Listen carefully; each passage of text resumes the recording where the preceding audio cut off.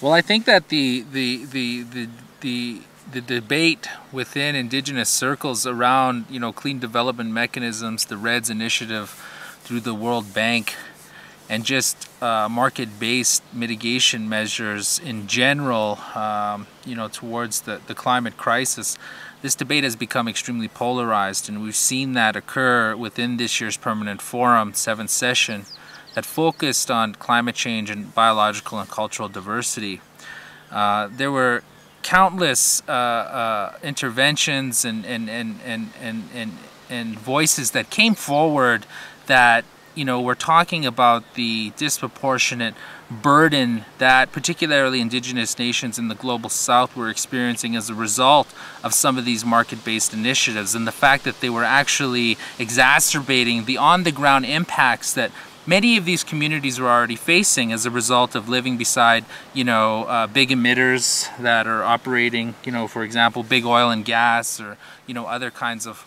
development. And then on top of that, their communities and nations were experiencing the impacts of climate change. And then now we have a situation where they are being put into a position to react and carry the most weight and responsibility to respond to the climate crisis, all the while allowing, big oil and the fossil fuel sector to continue to operate as business as usual. And, particularly the REDD initiative, leads to the privatization of traditional lands, and just carbon trading in general is fundamentally at odds with most indigenous peoples'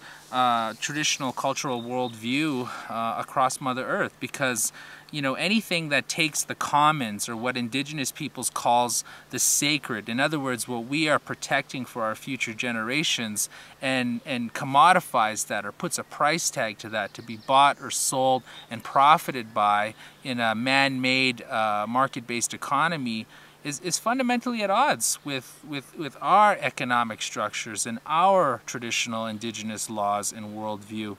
And so carbon trading is a really significant issue, and many organizations, networks, coalitions, including our own Indigenous Environmental Network, came with very strong direction from our constituencies, from our different nations that we work to support in their fight to protect the sacredness of Mother Earth, to stand up and oppose World Bank in their clean development mechanism, and specifically the REDD initiative. And, I guess the really bizarre thing that had occurred, or maybe not that bizarre, was that, there were tons of language within the final report in support of the World Bank CDM and the REDD initiative. And this, led many to react in a nonviolent civil disobedience type way, in doing an action at the Permanent Forum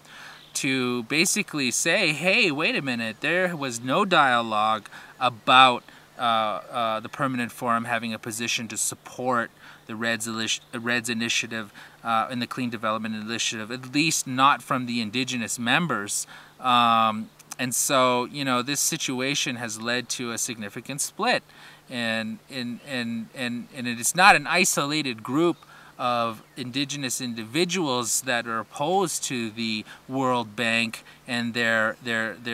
climate mitigation programs. It is countless organizations and networks that have been working tirelessly to try and educate our people about the human rights implications of market-based